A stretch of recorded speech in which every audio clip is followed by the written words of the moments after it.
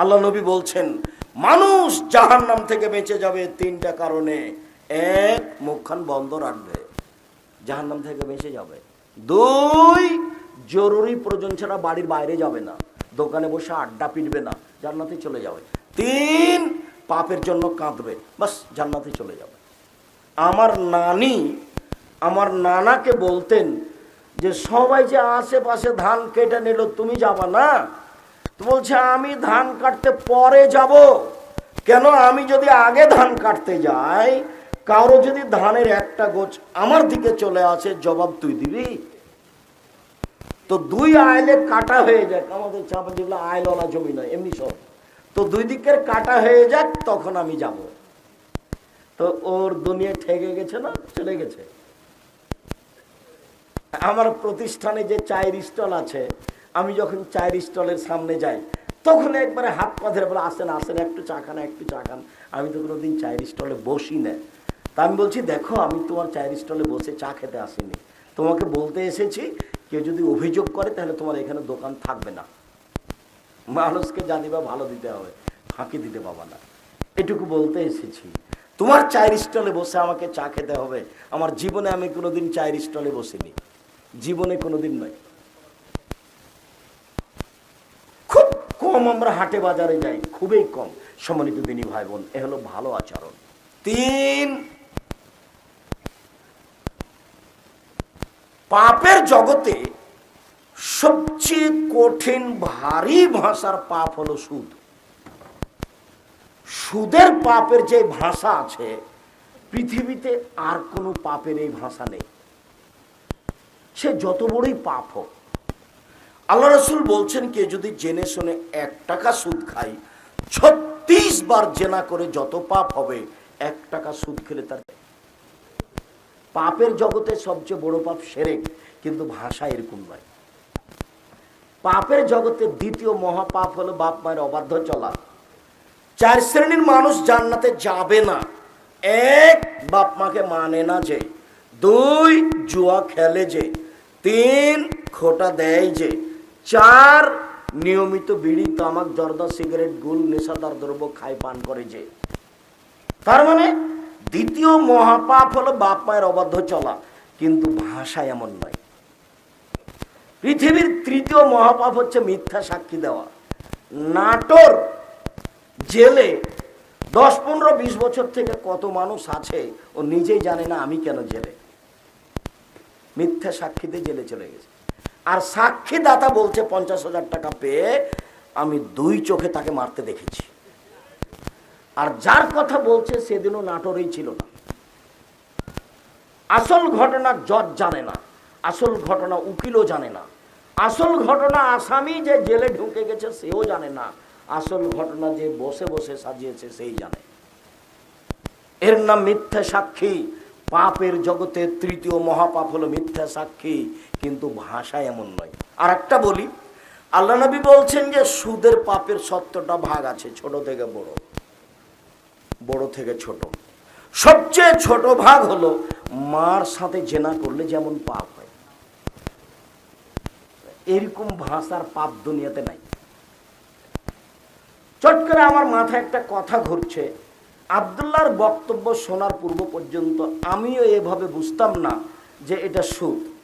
একদিন বলছে যে টাকাকে নিজস্ব গতিতে চলতে দিতে হবে, তাহলে মানুষ শান্তি পাবে। টাকার উপরে যদি মানুষ জুলুম করে তাহলে টাকা মানুষের কাছে থাকবে না। তো টাকার নিজস্ব গতি হলো বিনিময়ে তাকে ব্যবহার করতে হবে। আমি টিস্যু বক্সটা নিয়েছি, বিনিময়ে কি দিয়েছি? টাকা। এটা হলো টাকার নিজস্ব গতি। আমি 1 কেজি বেগুন কিনেছি, বিনিময়ে কি দিয়েছি? টাকা। এটা হলো টাকার নিজস্ব গতি, ওকে এভাবে চলতে দিতে হবে। আর যদি টাকা দিয়ে টাকা নিই তখন আর টাকা নিজস্ব গতিতে থাকলো না, ওর উপরে জুলুম করা হলো যে আপনি 100 টাকা দিয়ে 120 টাকা নিলেন, এবার আপনি টাকার উপরে কি করলেন? জুলুম করলেন। যে জিনিসের উপরে জুলুম করবেন সেই জিনিস থাকবে না।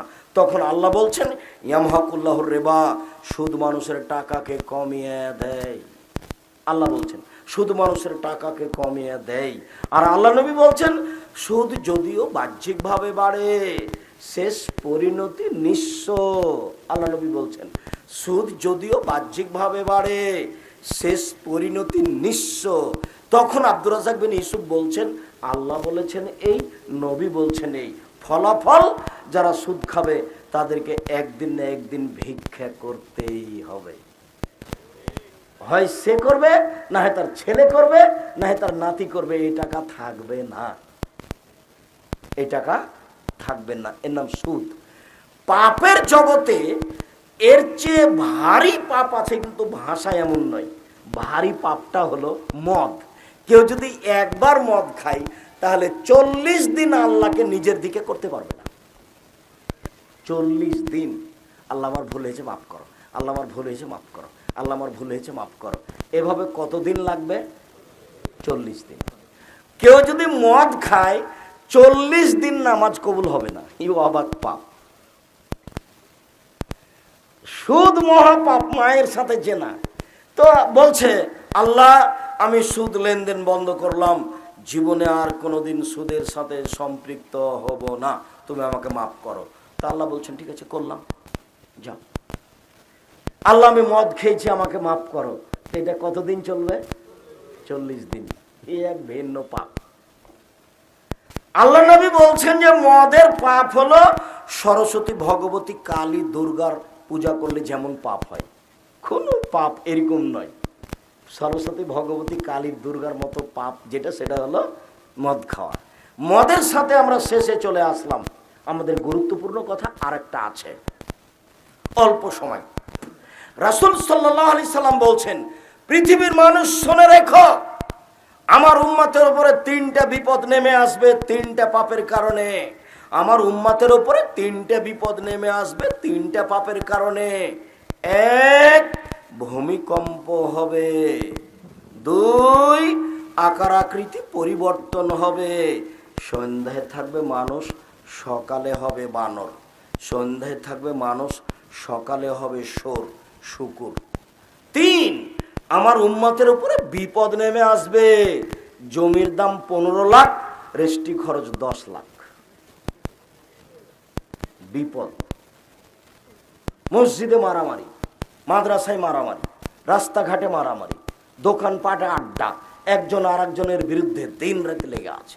পেপার, পত্রিকা, দোকানে, পাটে, সব জায়গায় আর একজনের বিরুদ্ধে লেগে আছে। কেউ কাউকে মানে না। আমার উম্মতের উপরে বিপদ নেমে আসবে 3টা পাপের কারণে। 3টা বিপদ। 1, ভূমিকম্প হবে। 2, সমস্যা নেমে আসবে। যেই জিনিস ছিল গত জানুয়ারিতে 10 টাকা কেজি, সেটা হলো আজকে 40 টাকা কেজি, কয়েকদিনের ব্যবধানে। আমার উম্মতের উপরে বিপদ নেমে আসবে। 3, আকার আকৃতি পরিবর্তন হবে। সন্ধ্যায় থাকবে মানুষ, সকালে হবে শোর। সন্ধ্যায় থাকবে মানুষ, সকালে হবে বানর। 3টা পাপের কারণে।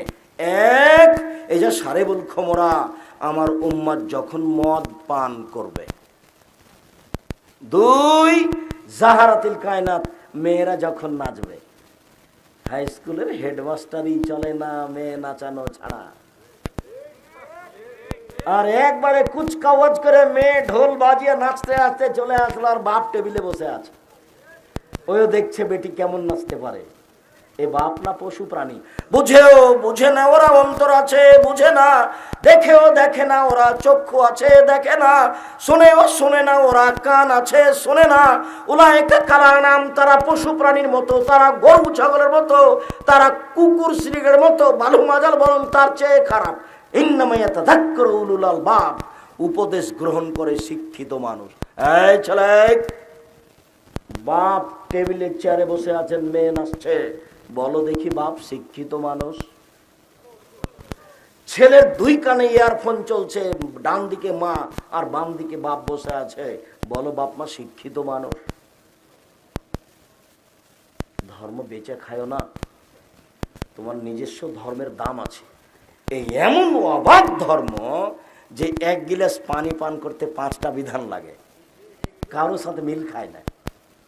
আর এই মানুষের বানানো নয়, সরাসরি উপরওয়ালা বলেছে, মাধ্যম মুহাম্মদ সাল্লাল্লাহু আলাইহি ওয়াসাল্লাম, যার জন্য এর পরিবর্তন হয় না।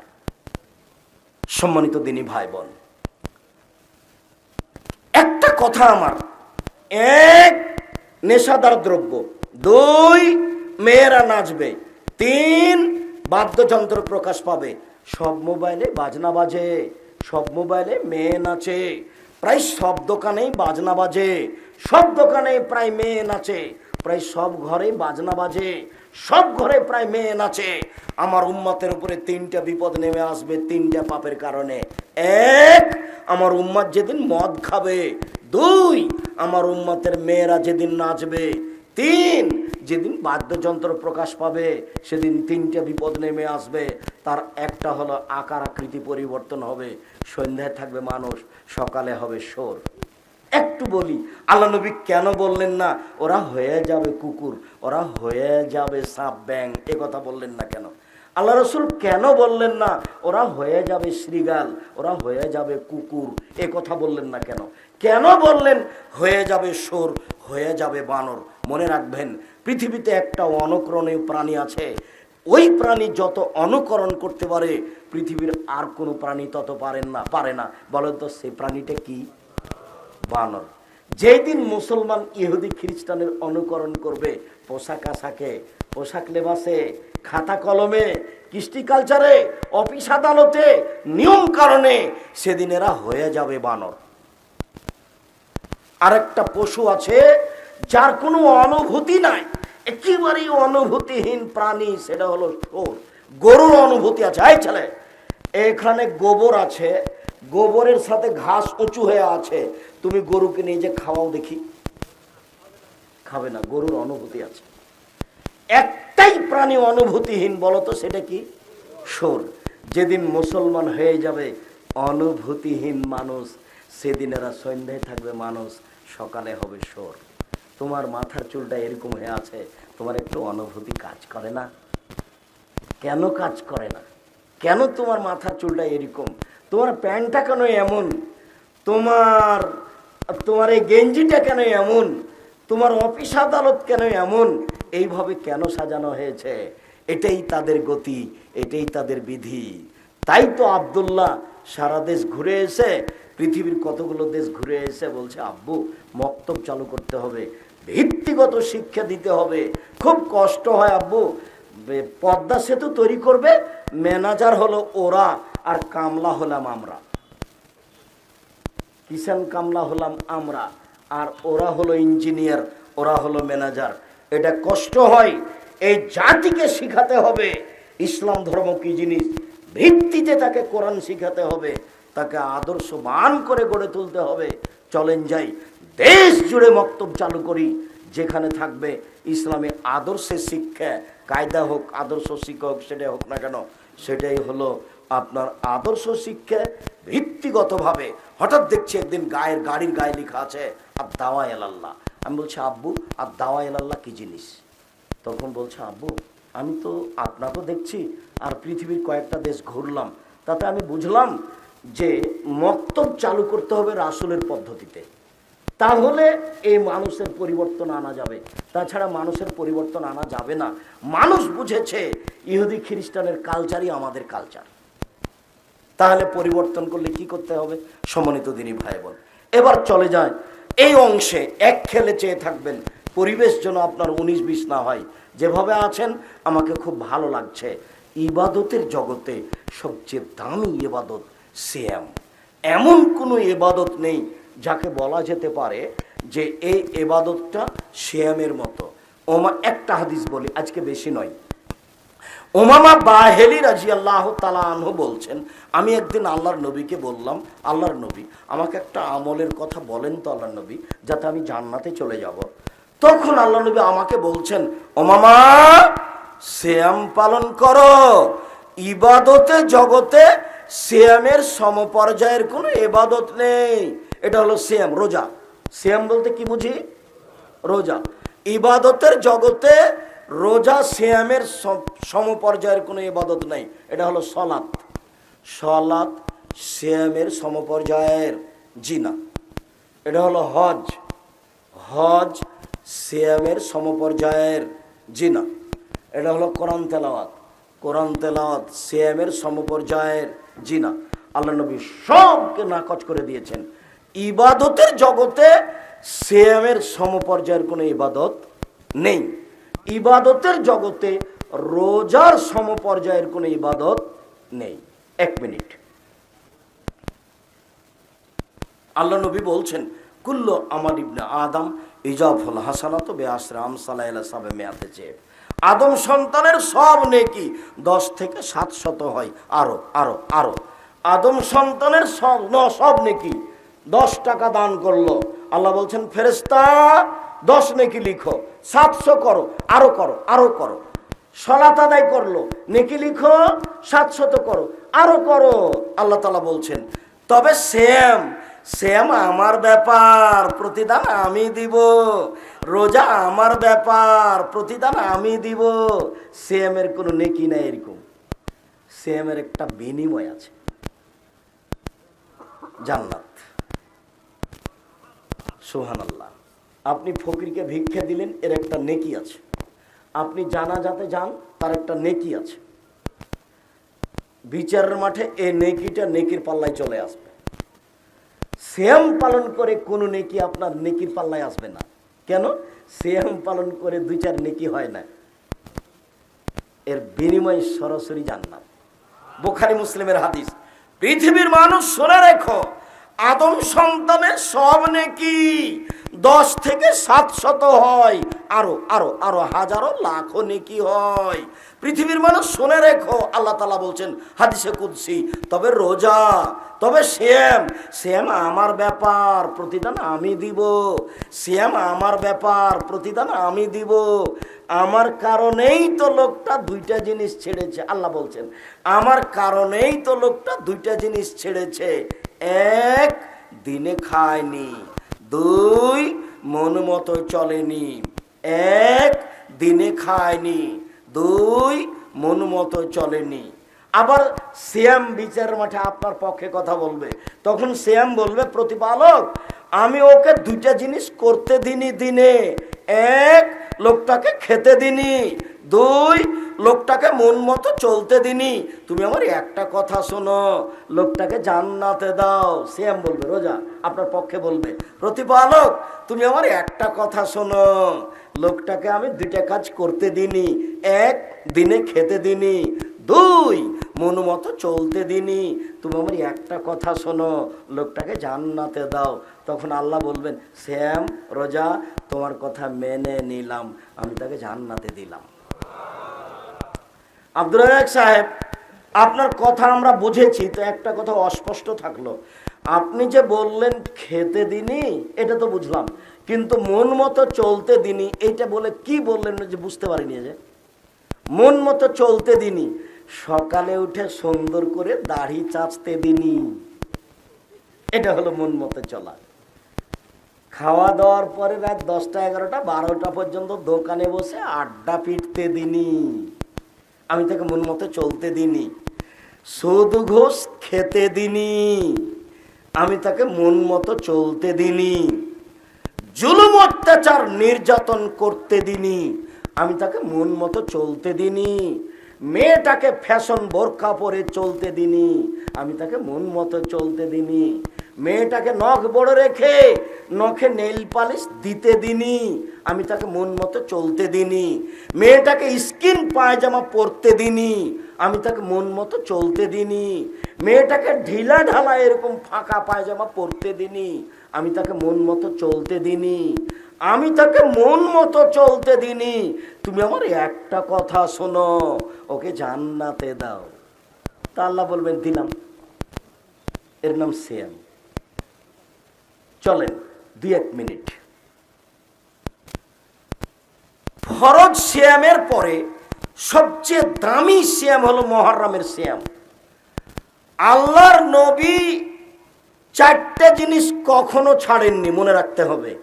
1, মুহররমের সিয়াম। 2, যুলহিজ্জার 9টা সিয়াম। 3, প্রতি মাসে 3টে সিয়াম। 4, ফজরের 2 রাকাত সুন্নাত। এই ছেলে বসো, একটু কষ্ট হলেও তোমরা একটু অপেক্ষা করো। আর কেউ ক্লান্তি দেখাবেন না, আমি আপনার চেয়ে অনেক বেশি ক্লান্ত। এরপরে আমি আপনার সাথে আছি, আপনি দয়া করে অমনোযোগী অবস্থায় দাঁড়িয়ে থাকবেন না। আপনাকে আমি অনেক ভালোবাসি, আমার সাথে আপনার কোনো দূরত্ব নেই। আমি আপনাকে যতই শক্ত করে বলি, যেটুকু শক্ত করে বলি সেটুকু আপনার মনে রাখার জন্য, যাতে করে আপনার কথাটা মনে থাকে। যার কারণে মানুষ দেখবেন এ ধরনের কথা মেনে চলার চেষ্টা করে। আলহামদুলিল্লাহ, তার ফলাফল আমি বুঝতে পারি। আল্লাহ নবী 4টা জিনিস ছাড়তেন না। 1, মুহররমের সিয়াম। 2, যুলহিজ্জার 1 থেকে 9 পর্যন্ত সিয়াম। 3, প্রতি মাসে 3টে। 4, ফজরের 2 রাকাত সুন্নাত, মুহররমের সিয়াম। আল্লাহ নবী মদিনায় আসলেন মক্কা থেকে, দেখলেন ওরা মুহররমের 10 তারিখে সিয়াম আছে। আচ্ছা, ইহুদি খ্রিস্টান, তোমরা মুহররমের 10 তারিখে সিয়াম থাকো কেন? আরে মুহররমের 10 তারিখ তো বড় দিন। কেন? এই দিনে আল্লাহ ফেরাউনকে ডুবিয়ে দিয়েছেন, মূসাকে বাঁচিয়ে দিয়েছেন। আরে এই দিনে তো ফেরাউন সদল বলে ডুবে গেছে, এই দিনে মূসা আলাইহিস সালাম সদল বলে বেঁচে গেছেন। তাই তো মূসা শুকরিয়া আদায় করেন, আল্লাহ এইভাবে তুমি বাঁচিয়ে দিলে আমাকে, আর ফেরাউনকে তুমি এইভাবে ডুবিয়ে দিলে। যারা কতদিন বললো আমি আল্লাহ, এইভাবে ডুবিয়ে দিলে তাকে। আমি তোমার কি শুকরিয়া আদায় করি, আজ আমি সিয়াম থাকলাম, রোজা থাকলাম। তখন ইহুদি খ্রিস্টানরা বলছে, আমরা সেই সুন্নাত পালন করে 10 তারিখে সিয়াম থাকি। তখন মুহাম্মদ সাল্লাল্লাহু আলাইহি ওয়াসাল্লাম বলছেন, আরে শোনো না, মুসা মিনকুম, তোমরা মুসার সুন্নাত পালনে যত অধিকার রাখো, আমি তার চেয়ে অনেক অনেক অনেক বেশি হক রাখি। অতএব আমিও মুহররমের 10 তারিখে সিয়াম থাকলাম। সঙ্গী সাথী, তোমরা মুহররমের 10 তারিখে সিয়াম থাকো। যেমন বলেছেন সঙ্গী সাথী তোমরা মুহররমের 10 তারিখে সিয়াম থাকো, সঙ্গী সাথী একবারে খেপে বলা শুরু করেছে, আরে বলেন কি, আপনি তো দিনরাত বলছেন ইহুদি খ্রিস্টানের বিরোধিতা করতে হবে। এই যে আপনি বললেন ডান হাতের বিঘত যেমন বাম হাতের সমান, ডান পায়ের জুতা যেমন বাম পায়ের সমান, আমার উম্মত মিশে যাবে তাদের সাথে সমান সমান। মানে আপনি খারাপ বাসেন, কথা বোঝা জানি মনে হয়। ওরা যদি মায়ের সাথে জেনা করে, আমার উম্মত মায়ের সাথে জেনা করবে। আপনি দিনরাত বলছেন তাদের বিরোধিতা করো, আর আপনি সিয়াম থাকবেন মুহররমের 10 তারিখ। এটা হলো, এটা তাদের বড় দিন। মনে হয় বুঝা গেল না কথা? বুঝা গেছে? তোমরা কেউ ঘুমে থাকেন, আর একজনের গায়ে হাত দিয়ে থাকিও না। কথা শেষের দিকে চলে এসেছে, কথা বুঝতে পারবে না, এটা লস হয় না জানো। তার মানে মুহররমের 10 তারিখে আমরা সিয়াম থাকবো না, থাকবো না, এটা সাহাবীরা বললেন। এবার চলেন দেখি আল্লাহ রাসূল কি বলছেন।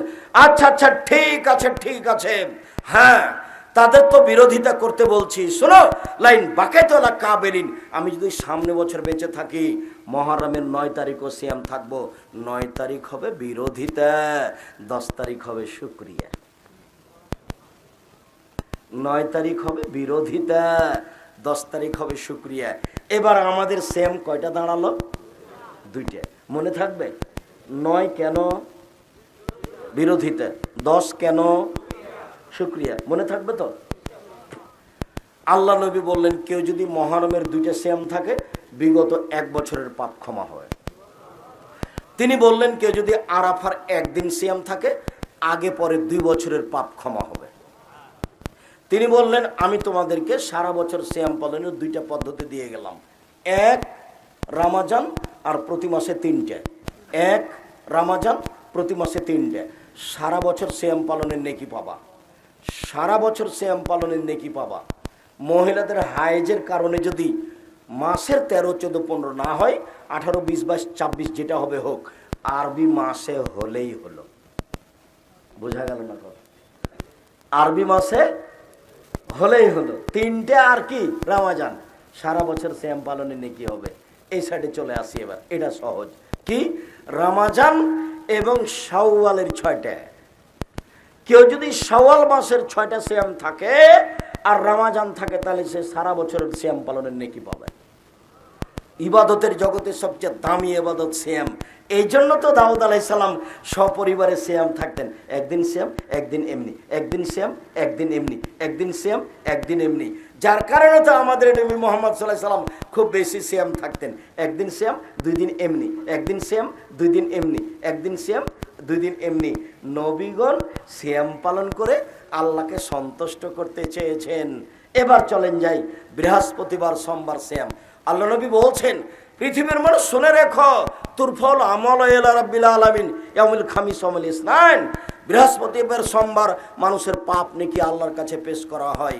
আমার মন চায়, আমি ভালোবাসি, আমার রিপোর্টটা যখন আল্লাহর কাছে সাপ্তাহিক পেশ করা হবে, তখন আল্লাহ দেখুক আর যে আমি সিয়াম আছি। নাও দেখো আমার রিপোর্টটা, দেখো তুমি, আমি সিয়াম আছি। আমি চাই তুমি আমার রিপোর্টটা সিয়াম অবস্থায় দেখো।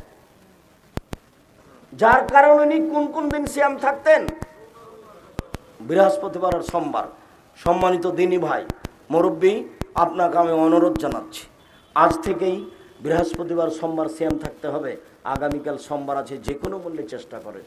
একদিন বয়স ছিল 40, তারপর দেখলেন 60, তারপর দেখবেন একদিন জানাজা।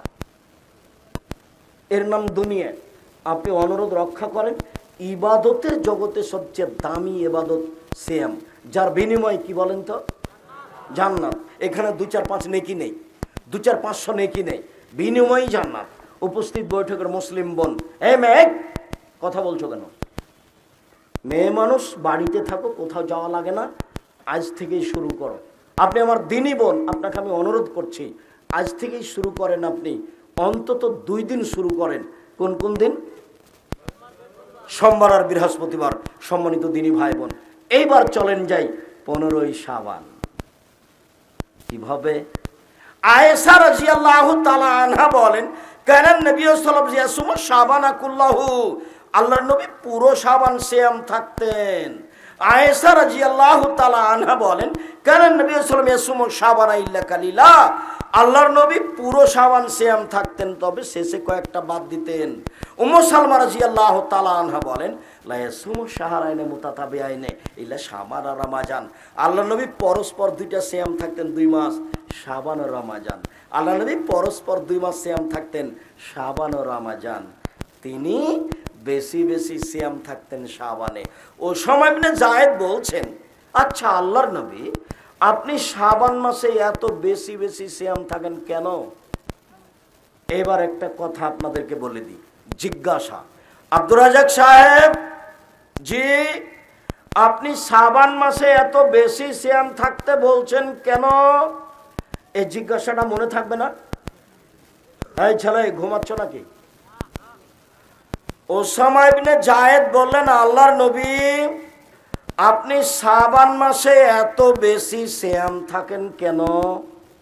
এটা জিজ্ঞাসা কার? একজন সাহাবীর। কাকে? আল্লাহ রাসূলকে। দেখেন তো উনি কি বলছেন। আরে শোনো, দেখা শাহরুন, এটা একটা মাস, রজব ও রমজান। রজব ও রমজানের মাঝে এটি একটি মাস যাতে মানুষ বেখিয়াল থাকে। রজব ও রমজানের মাঝে এটি একটি মাস যাতে মানুষ বেখিয়াল থাকে। তুরফাউল আমালু ফিহি ইলা রাব্বিল আলামিন ওয়া নাহুইবের ফালে ওয়ালা সায়েম, বাৎসরিক রিপোর্ট পেশ করা হয় এই মাসে। আমার মন চাই বাৎসরিক রিপোর্ট আমার দেখুক সিয়াম অবস্থায়।